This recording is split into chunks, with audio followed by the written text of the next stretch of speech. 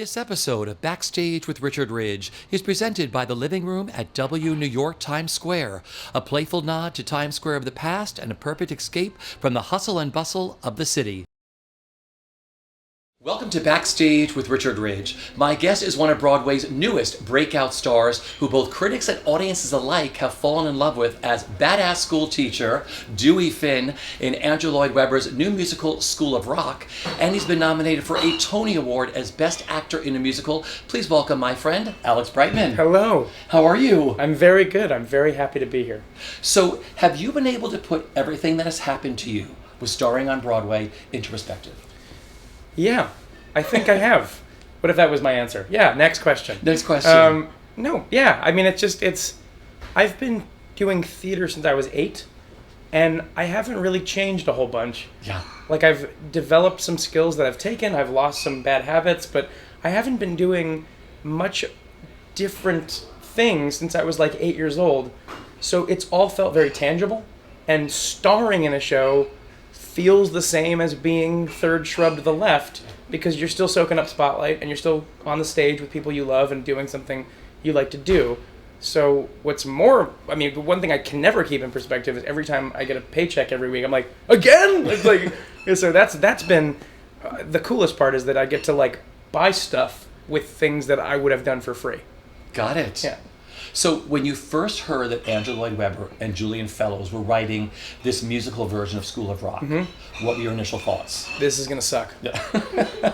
It's true. That's really, I don't remember where I was, but I remember hearing that it was like a thing. It was in the atmosphere, and I was like, that is the worst idea, because you're gonna ruin it.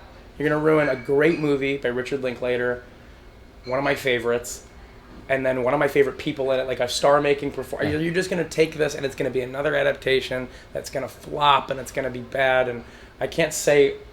I was just like so furious because I was like, again with this, and then I did one reading of it and I was like, I forgot that Andrew Lloyd Webber wrote the music. That's how, I mean, it doesn't sound like a lot of the things he's written, and he's having fun, which I think is one of the things he said to me, is that he said, you know, what's different about this one as opposed to Phantom and Jesus Christ Superstar and all that is that no one's dying and no one's thinking about dying. And it's true. It's like we're all just having fun and no one's questioning their mortality, and it's joyous. And so it's back to his Joseph roots. Yeah. And then Julian Fellowes took what he ddid well, because we all helped write this thing. We all helped kind of develop and improvise and create, which is why a lot of the show feels so off the cuff. Is it because Julian structured it out that way? Gave us this wonderful, incredible structure that is different from the movie. Focuses a lot more on the kids. So I think it gets lost sort of when we talk about it a lot, that Julian really set up this really ingenious structure for us to play within. So yeah, it was a good idea. Yeah. I was completely wrong. When you first auditioned for this, did you go in for like smaller roles? I didn't. I wasn't. Like for the reading? Yeah, I was asked to do the reading by Tara Rubin and Mary Sugarman, who I love and I will always love, especially now. I mean, they've changed my life. But they asked me to play Lawrence, the kid that plays keyboards. All the adults in the reading were playing kids, just to see if the script was working at that point. And at that point, it wasn't slated for Broadway, so we thought. And that week, they announced for Broadway. We were like, what? Only like a billionaire could go like, the reading sounds good. Let's go to Broadway this year. And so I did that, and then Lawrence Connor, the director, I was sitting next to him the whole time, and he took a shine to me and saw that I wrote and saw that I was a fun guy to be around outside of the script, and asked me to come in to audition just for the show, for the energy of the show, to come in and be part of this show, whatever it might be. The easiest thing to do was to give me the material for Dewey, because there wasn't a lot of other stuff. And so I came in and started handling the material really well, and it really was fun to do, and they had me singing some rock and roll, which is stuff that I've done for years. Yeah. And then I was like, I also play guitar. And they're like, great. And so 3-4 auditions later, I was improvising and sweating and working harder than I've ever worked, and got the role. So do you remember your last audition? Yeah. Like right before they said you had it? Oh yeah, because it was like strict 30 minutes of like full out improv. And it was just, I did all my full audition, which is about like 30 minutes. It was, it felt like 30 minutes, maybe a little shorter. I left, came back in, and Lawrence said, I'm going to give you an opportunity that most directors don't give any actor. I'm going to ask you to do the first scene again. We had 2 readers in the room because there are multiple kids in the scenes. And I want you to do the first scene again, but don't use any of the lines on the page. Just improvise. See what comes, invent. And so I started it off, and we just went. And I've been doing improv since I was like in middle school. So on the inside, I was like, this is going to go very well. Yeah. But on the outside, I wanted to keep some mystery, and I was like, okay, I'll give it a shot. And it was, improv is always terrifying, but it was amazingly terrifying, and I've never, ever, before or probably since, and definitely after, will never get that opportunity to do that much fun in an audition room. So when I left, before I knew I had it, I was like, I don't care what happens. That was the most fun I have ever had doing anything. Yeah. Yeah, with a bunch of people in the room that I respect. And so it was cool that they allowed me to do it. And then when I got the role, they continued to allow me to do that for months. Create, invent, come up with lines, try 18 different versions of something. And they weren't satisfied until we were satisfied. And that's why I think what we have is something so special and cool and tailor-made. So you were doing the Gramercy, and did you think maybe you were just in there for like the development of the show? I knew I was in there for the development of the show. I knew that I was not in there for the lead role. I didn't. Everyone in the ensemble during the rehearsal process were like, "It's yours. It's yours. Oh, it's so yours," which doesn't help, because it doesn't. Because I knew what I was in there for. They had never said, and if you do well, you'll go to Broadway. That was not part of the game, and it kind of set me free a bit, because I was like, all right, so I just get to play around for 6 weeks, and if this show goes to Broadway and it's awesome, then I get to go look what I helped do, and that's really it for me. I'm here to help, and after the 4 weeks before we hit performances at the Gramercy, we did a big run-through for a bunch of people, and then I left, and they apparently had a meeting, and then they called me and said, we would like you to be the star of Andrew Lloyd Webber's new Broadway show when it goes to Broadway this fall. Do you remember where you were? 23rd Street and 7th Avenue. And I collapsed onto my knees, alone, fully, like, knees actually buckled, because it was new. The way you hear it, you were like, that doesn't, it happens in movies, you know, like you get that, that's like a thing that happens so dramatically that people drop to their knees, but it really did happen. And I got the phone call, and I hung up on my agent, because I thought that was like the only news, because I was like, okay, great. I didn't want him to take it back. If I ended the phone call, it meant it was true. So finished the phone call, got on the subway, probably had this goofy smile on my face for the next couple of stops, got off the subway, called my parents. They were, a mess. And they've been through some great ups and highs, and certainly some lows with me, and this is certainly not a low. This was certainly one of the coolest moments to share with them on the phone, and none of us knew what to say. I was hoping there'd be some fun, something, piece of wisdom or some line that came out of that phone conversation, but it was a lot of oh my gods, a lot of holy crap, and then that was a big day of sort of secret keeping, because we had to keep a secret for the weekend, and then they announced it. How did you do that? Did you stay home, keeping a secret? I had things to do, but we thankfully had 2 days off from before we started the Gramercy run of the show. And so I got 2 days to rest, which is what I did. And I rested. Well, I didn't rest. I was freaking out, but kind of took myself away. And people knew I was busy, so I wasn't bothered. And then when it got announced, I wanted to throw my phone in a river, because I couldn't stop. It couldn't stop moving. I thought it was going to explode. It was amazing. That day was a day. The way it got announced was a day that will, in my head, live in infamy, because it was just, you really, all of a sudden, it was, you were somebody, and then you're somebody else. And I think that was a real thing. And the first day you went to the Winter Garden, and saw the front of house. The first thing I saw was the marquee, which, if you've been by the theater, is very subtle. You can see that thing from space. And I remember I was doing something else, and my mom was on a bus coming down from Midtown, and they had just put up the marquee, and she called me screaming. And I ran up to the marquee, and there I have a picture of my mom and I hugging in front of it that someone else took, which is a very special picture for me. And I just remember looking at it, and it didn't hit me right away. I think we were in the middle of rehearsals, and it was hot. And I was walking outside of the theater before rehearsal one day. I got there very early, and I was drinking coffee, and I was standing kind of looking at the marquee, and I saw a family walk by, and then they pointed and said, we should go see that. That looks great. And then it got I was twice removed from it. and thought, and this is something, again, I'll never forget, is that I was like, there's how many billion people in the world? And at this moment, there's only one person in the world playing this role. One person out of the billions, and it's me. And then I started crying. And that's the first time I cried about this, because it felt huge. Yeah. Because there are now there's 50,000 Elphabas, right? And there's 20 billion Jean Valjeans. But at that moment, there was just one. And it was me. Yeah. And that was a really cool, existential moment. It was I felt like I was floating above myself, going that's you. Yeah. Yeah. The other cool moment is, like you said, creating a role. I mean, this Yeah. role was created with you, the improv with all of them. Yeah. Your Dewey is so different than the movie. Yeah. You give a little homage to Sure. Jack Black, but I mean, who is your Dewey when you describe him? I mean, that's by design. We wanted to really take it away. I think one of the reasons the show works so well is because we're not doing an impression of the movie. Yeah. It's a good companion piece to the movie, in fact, I think. And I liked it changes all the time, but I liked the idea. I'm a big fan of older school comedians, so George Carlin. Yeah. Certainly a bit of Robin Williams with the physicalities.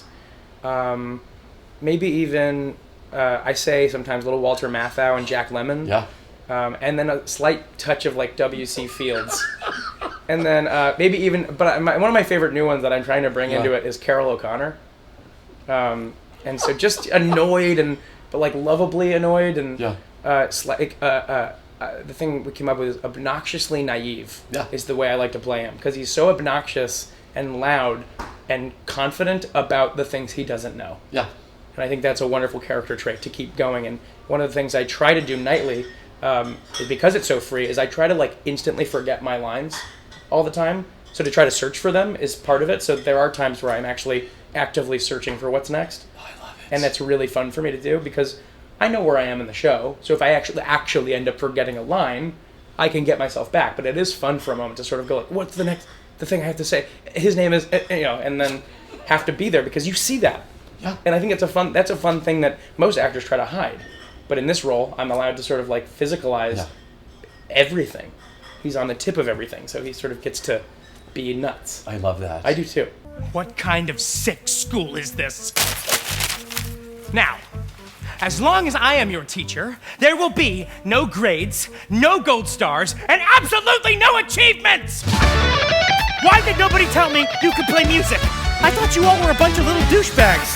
Now repeat after me. I pledge allegiance to the band.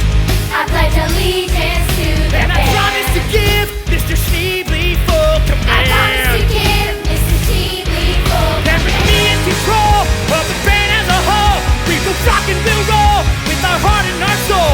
If you're in, raise your hand. Yes, you're in the band. We're in the band. You're in the band. You are giving one of the greatest musical theater performances. Thanks. This show is an Can I just leave? Thanks, Get everybody. out, you're done. That's what else you need, right? You have the role, you got the recognition. Affirmation of my peers. Thank you. This show is a nonstop marathon for you. I mean, you hit the stage running. I mean, it's physically Literally exhausting, sprinting right? I mean, the whole show. I mean, it's a huge demand on your voice. I mean, how do you prep for the show? What's that hour or two before? What do you do? And what are your daily rituals? It's hours or two before. I'm the whole day. I wake up. The first thing I think about when I wake up is my voice. Body will get there always, and I keep myself pretty healthy now, so that's sort of autopilot. Body is a bit on autopilot, barring any horrific things that happen if I bruise myself or whatever. Because I've done that. All my nails have been cut off from the guitar, and I'm constantly in pain. But whatever. But the voice is it's not a musical theater performance. Vocally, it's really truly a rock performance, which I love and grew up singing. So part of that is. But I was built for it. I mean, part of my chords were built up as a young kid singing Aerosmith and AC/DC and the Black Crowes and all that. So I sing unhealthily for a long time. That's up until recently. And I took my first, and this is the thing, it's not a brag. It's going to sound like one, but it's not. I took my first voice lesson for this show because I didn't know how to sing. I've never known how to sing healthily. So now what's cool is I still get to sing like myself, but now the maintenance on it is less and less and less because I'm learning how to breathe better, learning how to sing the way I sing, but healthier. So it's it's still vocally demanding. I still leave a piece of myself on that stage every single performance. There's no way to do this role healthily by design. I think it should look hard because it is. Oh, yeah. It doesn't, I mean, people say, oh, you make it look effortless. I go, I can assure you it is effortful by just the amount of sweat you could bottle up by the end of the show. I'm dripping by the end of the show. But it's all maintenance. I have a great bunch of people that work on every part of my body every single day. It's just part of my life now, and it's become a sport. Like, it's one of the few performances I've done, or seen, really, that you categorize as like an athletic event. Because I do all the things. I do the hurdles, I jump, I run, I'm sliding. Every part of my body is on that stage. So like that last half hour before you hit the stage, what happens? It's a very small vocal warm-up because I sing the whole show. So it warms up throughout the show. I make sure I'm on voice and it can hit, top to bottom notes. Yeah. And then I sit there and I listen to stand-up comedy because I like hearing comedians and their cadences and because it's honed cadences, which I think is strange because we talk freely. Yeah. But comedians talk by design. I've said by design a lot in this interview. I love it. Well, that's my new phrase now. By design. That's my new cologne. And I like listening to that. And I like hearing laughter before I hit the stage. And I talk to Sierra. We have a thing. Sierra and I chat before the show just about what's going on in our day. And I have a little spray that my girlfriend got me called Namaste Ninja. It's like a eucalyptus spray that like wakes you up a little bit. And then I just go. And I say hi to everybody. I don't like the real routine. Yeah. Routine is not helpful for me. So I like kind of changing it up. And sometimes I walk around in my underwear and go to people's rooms and mess around, make people laugh. And what's the last thing you do before you hit the stage? I blow my nose. That's good. Yep. I pee. That's good too. Yes, well, certainly in this one because I don't have a lot of time to do it any other time in the show. And then before the curtain rises, I always think to myself, this is the one thing I do that is routine. I think to myself, or even say to myself, this is somebody's first Broadway show. Yeah. This is somebody's first Broadway show. And at one point it was mine. At one point I remember sitting in the Winter Garden and seeing my first Broadway show. And that has clearly changed the course of my life. So somebody is also doing that night. Inevitably. Yeah. Especially with our show. Because it's kids. Isn't that crazy? Cats was your first. Yeah. At the Winter Garden. I look at it every night. I at some point I go, I was sitting right there. Yeah. And my brother was right next to me, terrified. And I was sort of like watching cats going like, I don't get it. That's what I remember my experience with cats. I don't get it. I don't get it.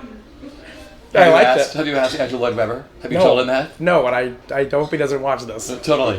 No, I don't believe that there is such a thing as bad theater, but people are allowed to not get it because clearly I watched the show and wanted to come back to the theater, so something about it struck me. Yeah. Live performance struck me. Cats, not so much. That's not his fault. It's not his fault. No. You were working with some of the most talented kids. Yes. I mean, did you have to up your guitar playing? I mean, they're good. I still have to up my... I am the worst player on that stage by 7 miles. Yeah. Truly. If you... No, there's just no contest. They are the... I don't know how they do it. And school, by the way. I could sleep all day if I wanted to. They don't. They can't. They have to do school, and then they play. So there's some of them are so virtuosic in how they play. Brandon Niederauer, who plays Zach. When you give them a guitar, much like any one of the kids that plays an instrument, they're like one kid, and then you give them the guitar, and it like activates them. It's like part of their body that they were missing. Like for him, it's a limb, and he plays that thing like he's been playing it for 70 years. Well, take me back to the beginning. Where did your love for performing begin? San Jose, California, at the Children's Musical Theater of San Jose, where I did 5 billion shows. My very first role was Tiny Tim in A Christmas Carol, and I haven't grown since. I never stopped doing shows. I did, probably upwards of 40 shows before I left there, and I did every role I could have ever wanted to do, which is another reason why nothing really disappoints me in this business. Like, I have a really thick skin, just because I've had such a fun time doing theater anyway, that if I don't get a role, I'm like, all right, well, I've done a lot of great roles, so this not going to be this one. Yeah. But yeah, and one of the great things that CMTSJ does, hey guys, CMTSJ, they have 2 things. Open auditions, so you get to watch people audition, which is, if you're smart, it's a masterclass. You get to watch how to audition and how not to audition. The other thing is they cast everybody that auditions, every single person. If there's 600 people that auditions for spelling bee, 600 people will be in the show in some way. Oh, they I have love that. they have made, and they figured it out. They do double casts. And they figure out, like, you know, my favorite thing to say is, like, they did chorus line, but, like, 200 people auditioned. So, like, a lot of people were cut right off the bat. Like, that's how they did it. Like, it was the opening number, that, like, but a lot of people got cut. And then, like, you know, when she talks, what's that song? At the ballet, they did it. You know, like, you'd see it. So it wasn't just told. It was, like, they had girls at the bar. Yeah. And so, like, what's really inventive and cool and encouraging. Tell me about your fireplace performances at age 8. Yes, they're very they're world renowned. I used to we in California, in Saratoga, California, we had this lovely white brick fireplace when we had a great sound system in the living room, and I would play Gloria Estefan, and I would dance so hard on the fireplace for no one, and then the encore would be Billy Ocean. And then when it got, that was before musicals even came into the picture. So, like, then it would be musicals, forget about it. I would, like, move chairs around and I would do the whole thing. I would, I was everyone in Miss Saigon. I made an amazing Kim in Miss Saigon. And then, but that was actually my love that started performing. I would pretend I was Steven Tyler and, Joe Perry on guitar, and I would be Freddie Mercury, and like, that was, like, really where I truly got my rock chops. You also teach an audition class. Yeah, I do. What's it been renamed? It's called Alex Brightman Teaches You to Kick Auditions in the Ass. Fabulous. Yes. I've been told by many people that I audition well, whether or not I get the role. And I think that there's a big misconception about auditions that I very simply teach, and I don't mind sharing it at all, which is two things. One, auditions are, by nature, strange. They're not anything we ever do in the theater. You're in basically an office building with fluorescent lights, seeing people who are not even looking at you half the time, singing 8 bars of something. It's none of it actually has to do with what you're going to end up doing in the show. So I think that's weird. That's one thing. So now the two big things. One, it's a free performance that you get to do.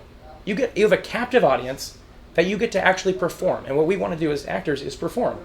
They're giving you that opportunity for free. The second thing, and the most important thing, which I can't believe people can't wrap their heads around, is when you walk into this room, you don't have the job. That's a good thing. That's freeing. So when you walk out and you still don't have the job, you've gained or lost nothing. And that's it. But people think of it as it's mine to lose. And I think about it, like, I think about the opposite thing. Think about if Bernie Telsey came out and goes, look, you got the role. We all love it. We love this. We love you for the role. Just don't screw this up. That's how people think about auditions. Like, it's mine until I mess this up. But it's not. Sometimes they're just looking for a redhead.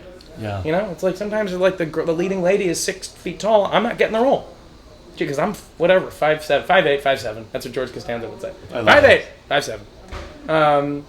But yeah, it's simpler than people make it. Yeah. And we should have fun. So much has happened to you with School of Rock. Yeah. I mean, what does this Tony nomination mean to you? Real, surreal? What is it? Yeah, it's. Well, I said this before, and it offended some people, but I don't care. It's. I said I can make an award if I want one. I can go to a shop and get a trophy and put my name on it. You know, that's one thing. But it's what it means is what's cool. I think that's what people got lost in translation. Yeah. It's like when I say I don't care about an award, I mean the physical award. I don't need something for a shelf to know that I feel like I'm doing a good job. What's cool is that I think I'm doing a good job. Other people in my cast have said I'm doing a good job. But now other people that didn't have to tell me that or even recognize it have. And that's cool because it means that people came to see our show and went, we like what you do. That's really what this means to me. And that's fun. And at this level, that's hard to come by. Sure. And people come and see your show and they don't have to. It's a heavy season, especially this season, that they could just go, yeah, it's good. We enjoyed the show. And that's enough for me. But to go, we enjoyed it so much that we want to let the world know that you specifically we enjoyed among these other 4 guys. And that's cool. And especially with the 4 other guys that are nominated, like just to be even mentioned in the same sentence as those guys is bananas. I mean, because I look up to all of them, and it's with Zach Levi specifically, stature-wise, I literally look up to him. My final question that I ask everybody is, what's the best bit of advice that you've been given, both personally and professionally, that you live by? One of them is slightly crass, but it was by my parents. And I sat me down. I used to lie a lot when I was a kid. Or did I? I'm just kidding. I did. But I did. I used to lie a lot. I just for no reason. I mean, I guess a lot of actors did or do. And but I did it to no end. I did it, and it was like losing me friends, and I wasn't great at it. And my parents sat me down on their bed. I remember exactly. And they just said, "You're going to have no friends left if you keep doing this." So the advice they gave me was, stop being a dickhead. And that is so small, but that is such a great thing, because there are so many people that could so easily be better people if they just weren't dickheads. Yeah. And I just think that we could all be a little better if all of us just stop being dickheads to each other. Like, we can just, there's no need for dickheads anymore. Yeah. That's one. Professionally, probably the successes that are not your failures is a big one that I think that I learned quickly, but a lot of my peers haven't. And I think that's just one that people need to know, that this isn't about you. It's about the greater good. If you're not getting a role, it's not because you suck. It's not because they don't like you. It's because the show doesn't need you at that point. And then they're opening a window for you to do something greater. I like to tell this story. It's a short one. I did The History Boys. That was my very first thing I ever did, and I loved it. I got an opportunity a year later to do it again. And I liked it because I was like, I didn't really dig enough into the role, and so I thought I would do it. I slept on it after I got the offer and said, you know what, maybe I'll stay in New York. I should stay in New York. The day we would have started rehearsals for History Boys was my very first audition for Wicked. And so I would have never been there. And I just think about that stuff all the time where I'm like, it doesn't, you're going to do what you're going to do. You know what I mean? Like, it's not great advice, but like, try not to find too much meaning in stuff, but also listen to the signs. Yeah. Yeah. That was a long-winded answer. I love that. Also, eat your vegetables. And don't do drugs. Exactly, all those things. Yeah. I have had the best time sitting with you, my friend. You're my drug. Thank you, I love that. Thank you. I love your bald head. Thank you. Yeah.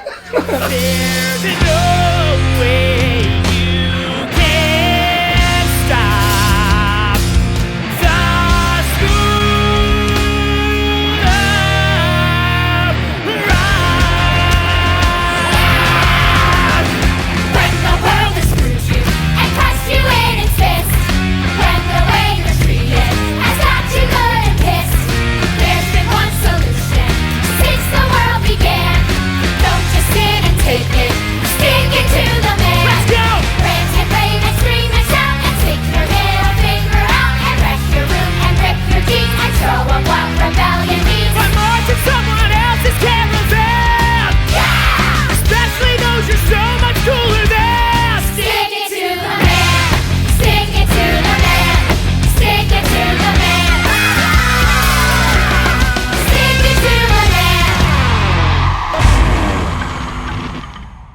This episode of Backstage with Richard Ridge is presented by the Living Room at W New York Times Square, a playful nod to Times Square of the past and a perfect escape from the hustle and bustle of the city.